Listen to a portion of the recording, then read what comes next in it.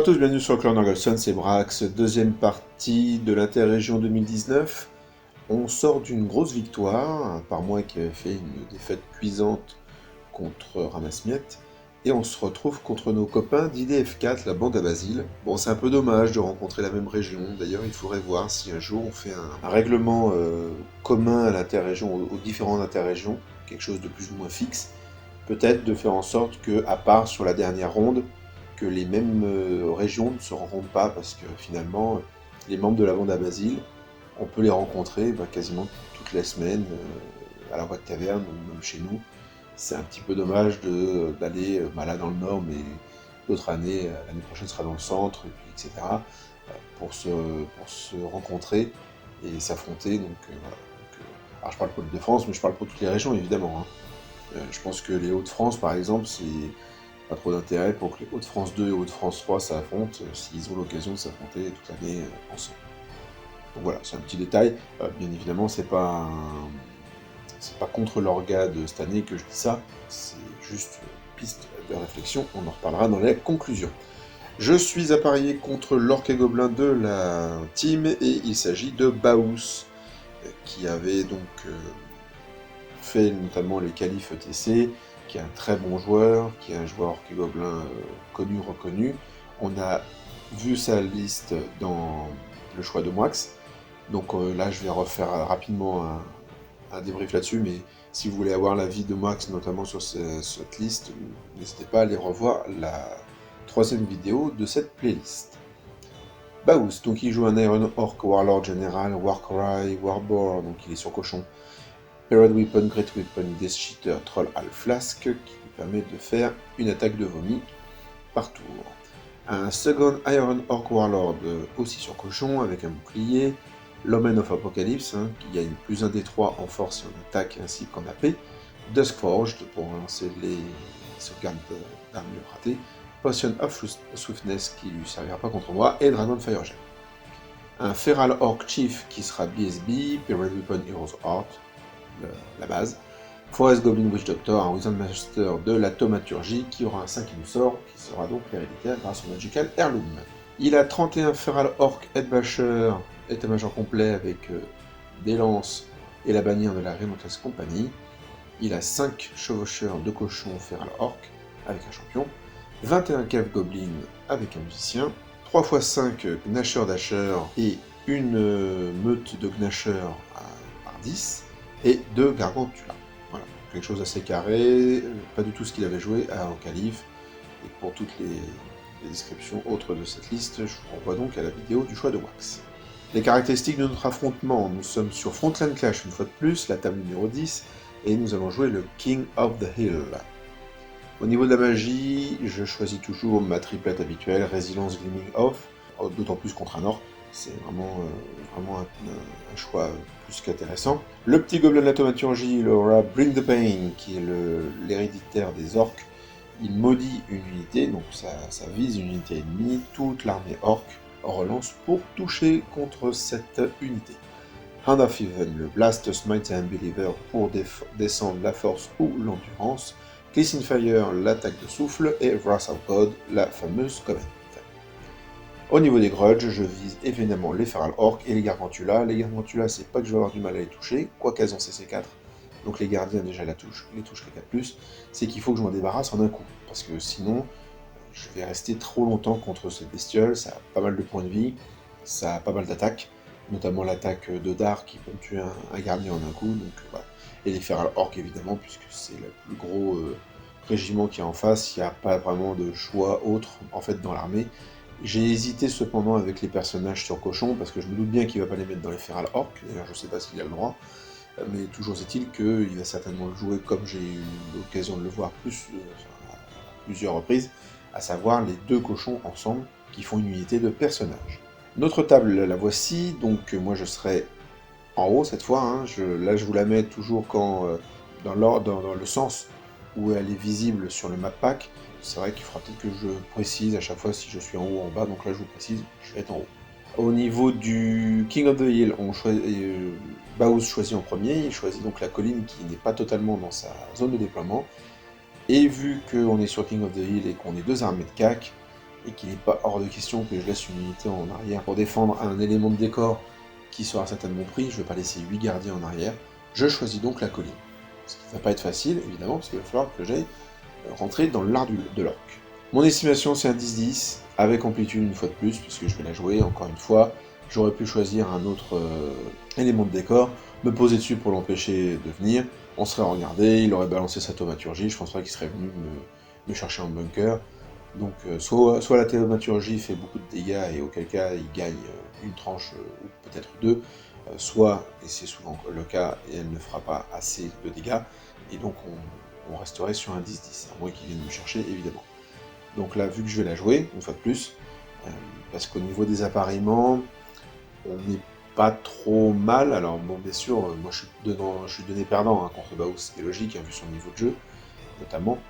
Et du coup, moi, je me demande de faire ce que je peux. Voilà, il me dit, on retient pas les points, là, de toute façon, ce qu'il faut, c'est faut gagner, et tous les points sont bons à prendre sur cette team, qui n'est pas la plus facile à affronter, loin s'en faut. Au niveau du déploiement, on va commencer par celui de Baus. Donc tout en haut à gauche, il y a les deux Arachnarok, enfin les deux Gargantulas qui sont à la queue leu. Tout à côté des 31 Feral Orc, dans lequel il y a la BSB. Le petit pack de gobelins qui servira plus tard peut-être d'unité pour le Shaman Gobelin, mais vous remarquez que le Shaman Gobelin est dans les Feral Orcs sur la gauche. La petite meute de Gnasher Dasher, la première je veux dire. Derrière la meute de Gnasher, derrière des Gnasher Dasher. Donc à côté les deux autres les deux autres Gnasher Dasher, les deux persos sur cochon, et derrière les 5 Feral sur cochon. Voilà, Baus, avec ses bras musclés qui tiennent une belle bouteille de rhum, puisque notre orc national avait décidé de profiter dans tous les sens du terme de cet intérêt. De mon côté, bon, hein, j'ai déjà commencé le mouvement, il y a juste mon avant-garde qui est faite, donc classique, la Destar au centre, alors pas vraiment au centre, puisqu'au centre il y a une maison, et mon but en fait, mon idée c'est de, puisqu'il a tout posé pour commencer, Baus, l'idée c'est de me mettre du côté des Gargantulas, que je vais avoir plus de facilité à tuer que tout le bordel qu'il y a de l'autre côté, de faire le tour.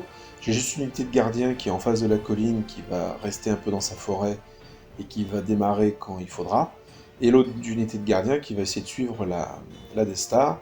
Vous remarquez le nain qui dépasse sur l'unité de 15 Longbard, c'est parce que j'ai mis mon Runic Smith dans cette unité, de façon à, parce que j'ai pas vraiment besoin de la paix, de façon à ce qu'il ne soit pas tué lors des corps à corps, et que je puisse le garder pour faire le plus de magie possible, le plus longtemps possible. Et bien sûr Landville à l'arrière. Landville, j'aurais pu la mettre plus loin. En fait, j'ai mesuré par rapport à la colline 36 pouces, la portée des sorts de Landville, et je l'ai foutu là. Je peux bouger pendant la partie, donc j'aurais pu le mettre un petit peu plus loin, mais en gros, c'est ce que je fais le plus souvent. C'est comme ça, je sais que même si j'oublie de la bouger, je reste à portée de mon objectif. Tour 1 de Baus. Il back avec les orques et les gobelins. Les différents squeaks se mettent en place. Les feral orcs aussi. Il y a juste les persos qui cavalent sur le flanc droit. Le petit gobelin qui sort parce qu'il risque rien, j'ai pas de tir, pour se mettre à portée de magie sans empêcher le retrait des orques. Voilà le courageux petit gobelin qui se met devant la colline. Il faut pas oublier que c'est un Wizard Master de la thaumaturgie, donc il rigole pas. Les deux Gargantulas qui se mettent sur le flanc pour me menacer. En vrai, du moment qu'elle ne prend pas de flanc les gardiens, les Gargantulas ne me font absolument pas peur. Donc, clairement, je sais pas ce que ça vaut si je m'en prends deux dans les gardiens. Mais ce qui est sûr, c'est que, une par une, en plus j'ai la haine, j'ai pas peur de trop de ces bestioles. Donc il se place comme ça, il évite d'être trop menaçant, mais voilà, il protège un peu ses arrêts.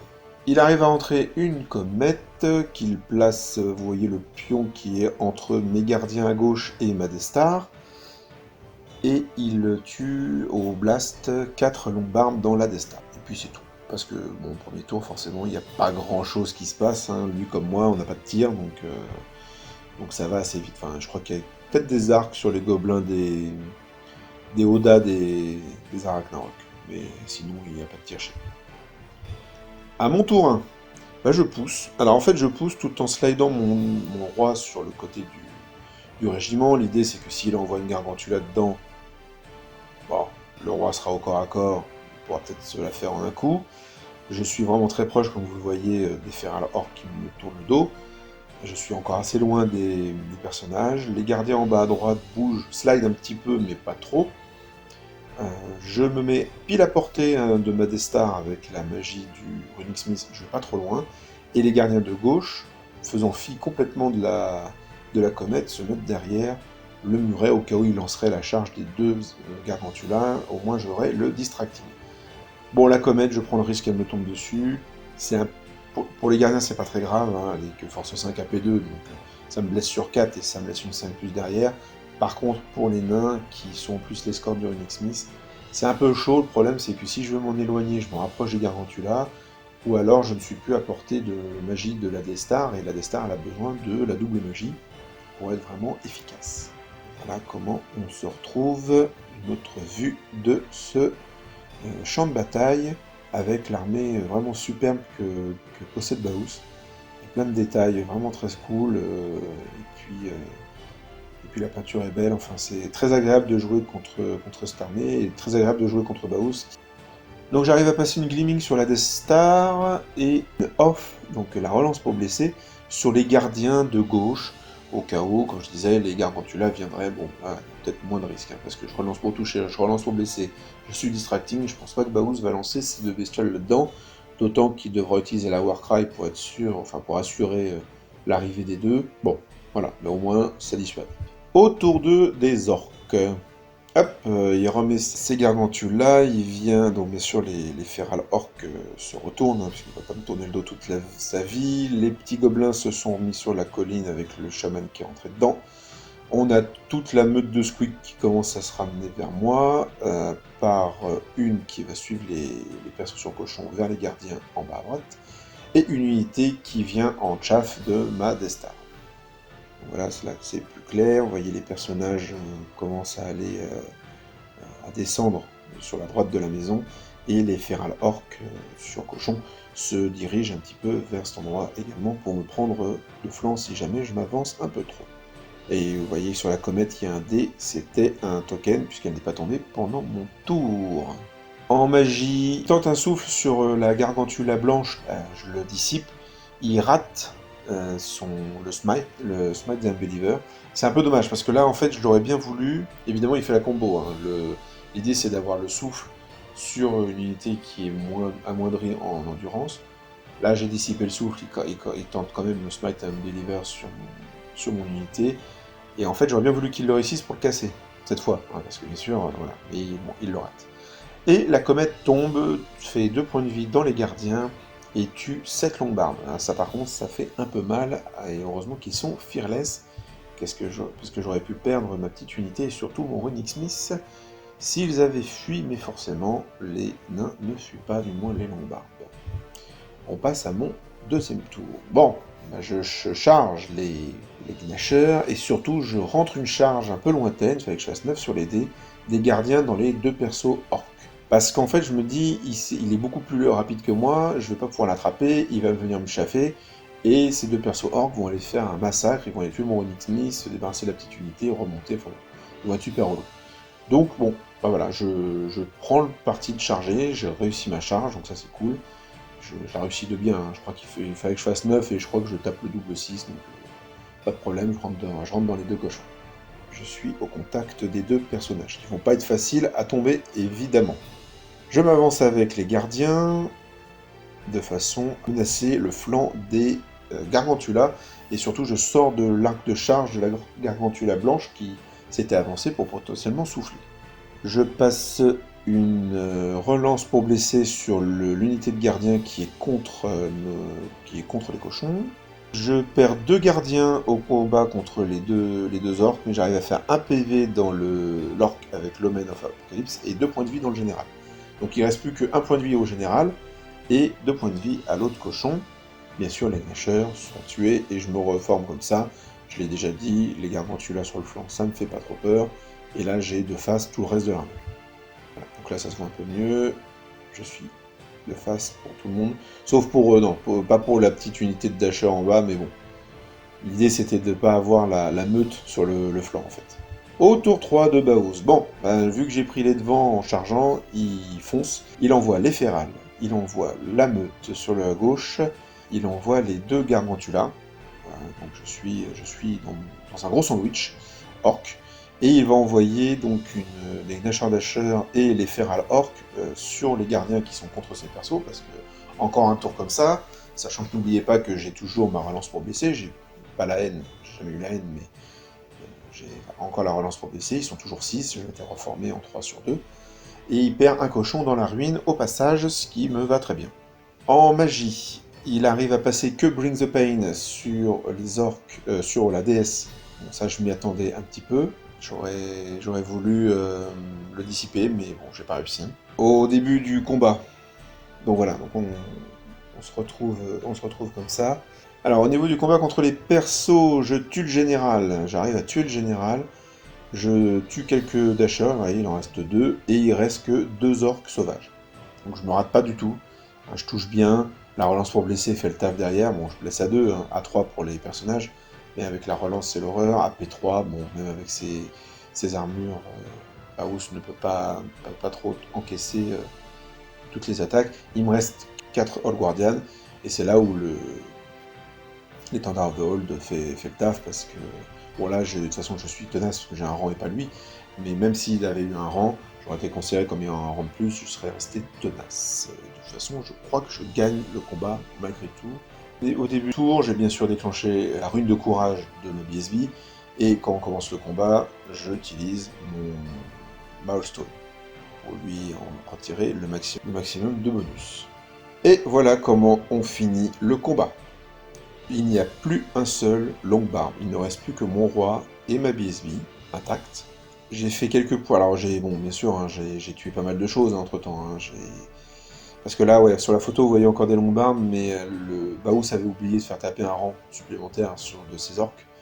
Je lui ai laissé le faire, évidemment, ça me paraît logique, et donc en fait, il finissait bien les Longbarbs, mais je restais quand même tenace à 10 relances, et donc bien sûr, je tiens, c'est là où la rune de courage a fait tout le taf, parce que vous voyez que je tiens les bestioles. Il n'y a que la Gargantula verte qui est désengagée. J'ai pas réussi à tuer la Gargantula blanche parce que mon roi s'est un peu foiré. Par contre, j'ai réussi pas mal de sauvegarde d'armure sur ma BSB qui est intacte. Contrairement à ce qu'on pourrait penser vu le nombre d'attaques qui ont été lancées sur elle. À mon tour 3, bon bah allez, c'est parti. Je rentre des charges, alors là je rentre une charge lointaine, encore une fois je fais un 9. Donc c'est. Vous voyez, il y a 2 charges à 9, hein, celle dans les persos sur cochon et celle-là, qui vont beaucoup m'aider dans cette entreprise. Les gardiens, bon, eux, ils étaient vraiment proches, comme vous avez pu le voir, ils arrivent dans le flanc de la raque verte. L'idée, c'est qu'il faut absolument que je bute cette raque verte et que je fasse une irée dans la blanche pour enquiller dans le corps à corps suivant. Mais c'est surtout que j'envoie mes longues barbes avec le Running Smith dans le flanc des Gnashers qui sont de flanc sur ma BSB. Donc je vais rapporter la charge, le flanc, pas un rang certes, mais une bannière, et plus tous les dégâts que je vais pouvoir faire dans cette unité faiblement protégée. J'arrive à passer une relance pour blesser sur les gardiens, qui sont contre la rack. La rack verte meurt, mais je rate mon irée. Bon, c'est pas grave, hein. Je suis vraiment pas loin, mais c'est vrai que ça aurait été bien, parce que normalement je rentrais là-dedans, et la rack blanche mourait, il n'y avait pas de souci. Bon, c'est un peu dommage, mais je vais pas me plaindre, j'ai réussi ma charge à 9, qui était vraiment costaud sur ça. Au niveau du combat, alors c'est un peu spécial. En fait, mon roi se foire, va fuir, en fait ma BSB va mourir. Je vais être tenace, parce qu'en fait, alors c'est un peu compliqué. En fait, je tiens avec mes... Donc en fait, le combat est un peu spécial. Je tue les Gnashers avec toutes mes attaques.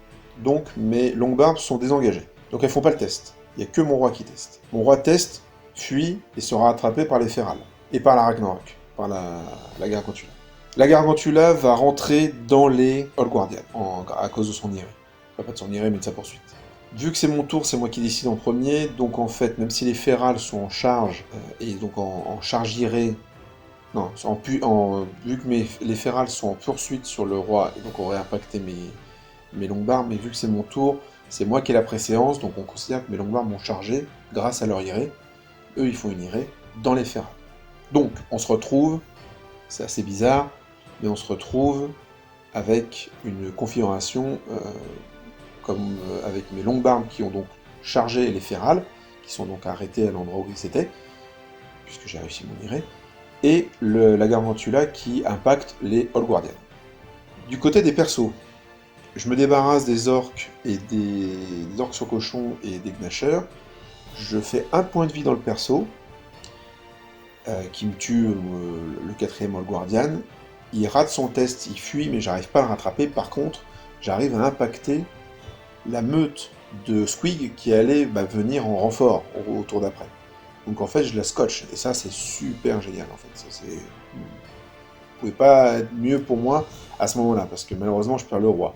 Il faut bien voir que si le roi avait fui vraiment loin, j'ai fait 4 en fuite, hein, donc facile à rattraper. Si j'avais fait une fuite monstrueuse, je me ralliais à 10, et j'ai économisé beaucoup de points. Là, je donne beaucoup de points avec ce roi, qui a pas fait grand-chose sur les Gargantulas, malheureusement. Donc voilà l'orque qui fuit sur son cochon, qui est sauté par-dessus les gobelins, qui, eux, ont tenu. Au tour 4 de Baous. Il bouge un peu ses gobelins pour être toujours sur la colline, mais le plus loin possible de tout ce bordel, et surtout pas permettre aux gardiens qui ont impacté les squigs de les impacter à leur tour dans une seconde charge d'irée. Le cochon se rallie. Et au combat, donc en magie, je dissipe le smite et le souffle passe sur je ne sais plus quoi, mais ça n'a pas fait grand chose. Baous fait en sorte de taper que sur les longues barbes pour ne pas, pour que le Runic Smith fuit et pouvoir le rattraper, et donc pouvoir soit sortir des gardiens, soit les impacter. Bref, je pense qu'il voulait les impacter surtout. Il n'arrive pas à me rattraper, j'ai mon Runic Smith en fuite, qui est donc là en bas à gauche, et vous voyez que la rack s'est fait bien sûr swapper par l'unité de gardien. Je rappelle que j'étais en relance touché blessé. Et je me retrouve là, en fait, face aux orques, aux feral orques. Je tue la meute de Squig, hein, enfin, elle explose. Et donc je me retrouve avec 3 gardiens sur le flanc, et les 6 gardiens, 7 gardiens même, face au feral. Et ça va être mon tour. À mon tour 4, évidemment, je fais des charges, je rentre toutes les charges. Je suis désolé, la qualité de la photo est monstrueusement moche. Je rallie mon Runic Smith, donc là, Baous forcément commence à voir que ça pue pour lui bien comme il faut. J'arrive à passer un -1 pour être blessé sur les 7 gardiens, et en fait, je vais à 3 ou 4 orques près lui faire sauter le steadfast. En fait, c'est à plus, parce que Baous me dit, voilà, tu le fais sauter à 2-3 orques près, mais en fait, vu que j'avais encore un rang, et encore le... Ah non, j'avais plus le rang. J'avais plus le rang parce qu'on est comme ça. Donc ouais, en effet, ouais, c'est grâce au standard of the hold, une fois de plus, que je fais sauter le rang, et donc la Destar de Feral fuit et est rattrapée par mes Old Guardians. Donc un très bon truc. D'autant plus que je me retrouve en poursuite. Alors j'ai pas impacté le cochon, mais je me retrouve sur la colline. Voilà. Et j'ai pas poursuivi avec les 2 gardiens qui restent pour pouvoir peut-être aller sur la colline et éviter de partir trop loin en fait, ou de menacer les gobelins qui sont dessus. Au tour 5 de Baous, il passe son personnage hors de portée de mes Old Guardians, et il va vers les 2 autres qui sont en bas de la colline. Les gobelins, il les retourne, ils sont sur la colline, c'est pas trop quoi faire avec, hein, parce que je peux comprendre. Hein. Là, il se dit, les Old Guardians... En fait, soit il me chaffait avec son sorcier, il perd beaucoup de points, il a encore besoin de sa magie pour potentiellement en prendre des points. Soit il me chaffait avec son personnage sur cochon, mais du coup je pouvais contester la colline avec l'unité de 2, donc il s'est dit, certainement, on va annuler le scénar, peut-être, et puis je vais aller chercher tous les points des gardiens avec le cochon, et puis peut-être tuer le Runic Smith avec la magie du Wizard Master. Donc il arrive à me faire un point de vie dans le Runic Smith avec un sort, avec le blast de la thaumaturgie, ce qui est peu, hein. On peut supposer qu'il m'aurait tué en un coup. Je dissipe la comète, évidemment, c'est pas le moment qu'il y ait un truc comme ça qui me tombe dessus. À mon tour 5, au tour 5, en fait, je vais charger les gobelins qui vont fuir. Heureusement, bon, de toute façon, j'avais calculé que s'ils fuyaient, si je rate ma charge, je sors pas de la colline. Et si j'ai vu la fuite qu'il a faite, la charge devenait ratée automatiquement. Et au pire du pire, à moins que les gobelins me tiennent, normalement, je pouvais me reformer au 6e tour, venir prendre la colline. Bon, il y avait des choses à faire aussi, hein. Peut-être que je serais resté dans les gobelins, ou alors j'aurais pas réussi à me réfréner pour les poursuivre, et donc je serais sorti, voilà. Et lui, donc, il m'a chargé avec son cochon, et il va me tuer mes Holgordian à la fin, mais il pourra rien faire sur ceux qui sont sur la colline. De son côté, le gobelin tente au dernier instant un souffle sur lui-même pour pouvoir swapper mon Runic Smith, mais il ne fait aucun dégât. Ça, c'est au tour 6, et on s'arrête là-dessus. Et c'est un gros carnage, puisque moi, il me reste 6 Holgordian, un Runic Smith et l'Anvil. Et Baous, il lui reste un pack de gobelins, qui se rallie au 6e tour, je crois. Oui, il a réussi à les rallier au 6e tour. Son personnage a un point de vie, bon, il ne donne pas de points, hein, évidemment, et son gobelin, magicien. Voilà. Et je suis le roi de la colline, ce qui n'est pas évident quand on voit le début de la game. Bon, voilà, donc bon, c'est une game à frustration pour Baous, je peux comprendre. Bon, j'ai tenté des trucs, parce que j'avais pas le choix, il fallait que j'ouvre le jeu, hein, parce que vu le niveau de mon adversaire, si je prends pas des risques pour retourner la game, je peux rien faire. Les gobelins, c'est compliqué pour moi, donc voilà. Donc là, Baous était venu avec une liste de son propre aveu un peu fun. En tout cas, elle est très sympa à affronter, elle doit être très sympa à jouer. Je conseillerais, alors je me trompe peut-être, hein, mais je conseillerais vraiment à ceux qui veulent commencer le 9e âge, qui sont intéressés par les orques et gobelins, qui est une armée très polyvalente, de se baser sur cette liste, parce qu'il y a de tout en fait. Alors, il n'y a pas beaucoup de tirs, certes, mais par contre vous avez du corps à corps, vous avez une bonne magie qui est simple, hein. Vous avez un sorcier qui a 5 sorts, dont le très bon héréditaire des orques, et à côté de ça vous avez la thaumaturgie qui est une violence absolue, mais qui est très sympa à jouer. Vous avez des persos burnés, vous avez des trucs volants qui vont rediriger, vous avez tout, vous avez des gros monstres, en plus au niveau plaisir, au niveau maquette, on va dire, hein, modélisme, vous avez de quoi vous faire de plaisir. Donc on compte les points. Alors moi j'ai aucune visibilité à ce moment-là sur qui est en avance. Pour moi c'est Baous qui est en avance, parce qu'il a pris quand même GB général, etc. Mais bon, moi aussi j'ai pris GB général au final.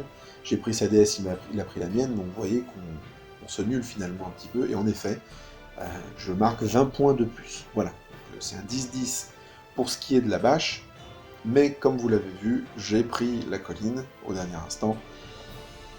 J'arrive à être le roi de la colline, et je gagne donc le scénario, et je gagne donc 13-7 contre Baous, une victoire complètement improbable sur le papier. J'ai réussi, en fait ça se joue vraiment sur mes 2 charges à 9, donc j'ai eu la réussite là-dessus, et sur le fait que mes gardiens tankent les 2 personnages sur cochon. Bon, après, les personnages sur cochon, ils peuvent pas non plus faire des 1000 et des 100 contre mes gardiens, quoi. C'est surtout que moi j'arrivais à contrer leurs résultats, et en fait Baous, je pense, ne pensait pas que j'allais lui arracher 3 points de vie sur les 2 persos au tour 1 de CAC, et du coup il a envoyé des unités supplémentaires, mais qui finalement m'ont donné de la réseau, mais je pense qu'en effet il n'avait pas trop le choix. Je lui refaisais un coup comme ça, à son tour, je lui swappais ces 2 persos, je me retrouvais libre à mon tour de charger quoi que ce soit, c'est logique qu'il envoie les choses pour m'arrêter.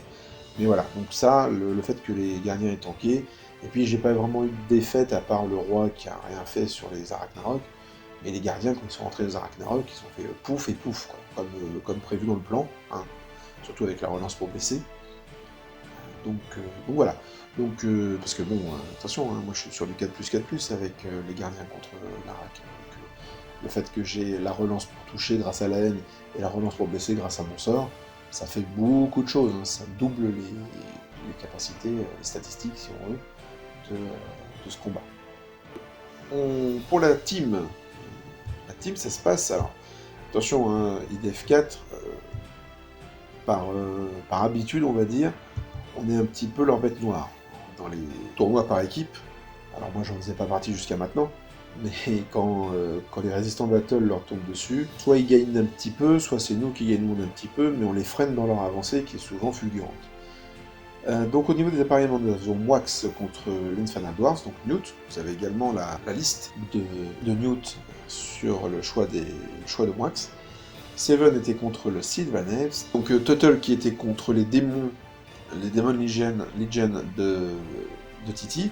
Vous pouvez aller sur A French Masonry, donc sur Facebook, pour retrouver le live de cette partie, si vous êtes intéressé, je vous conseille de le voir, c'est toujours très intéressant, notamment la liste de Titi qui est vraiment sympa. Leith qui était contre Lake en ogre Khan, et Buffy qui affrontait les Unbet les très très beaux Unbet de Big Frost. Et les résultats sont les suivants. Moax met un 19-1 très rapide et très violent à Newt. J'ai plus les détails de ce qui s'est passé, mais en gros, ça a bien roulé, et puis bah, c'était trop tard pour Newt, il n'a pas pu utiliser sa longue puissance de tir contre l'armée de Moax qui l'a dévoré. Seven table un 13 quand même, contre le Sylvan Elves, donc deuxième Sylvan Elves de la journée. Encore une fois, les prédictions de Total de l'armée de Seven contre un elfe sylvain se sont avérées exactes. Total concède une lourde défaite contre Titi, mais il n'a rien lâché, hein, parce que c'était la partie qui a duré le plus longtemps. Et jusqu'au bout, il était là. Bon, à la fin, ça a cracouillé. Il a donné beaucoup de points sur la dernière. Titi non plus, hein, bien sûr, n'a rien lâché. Ce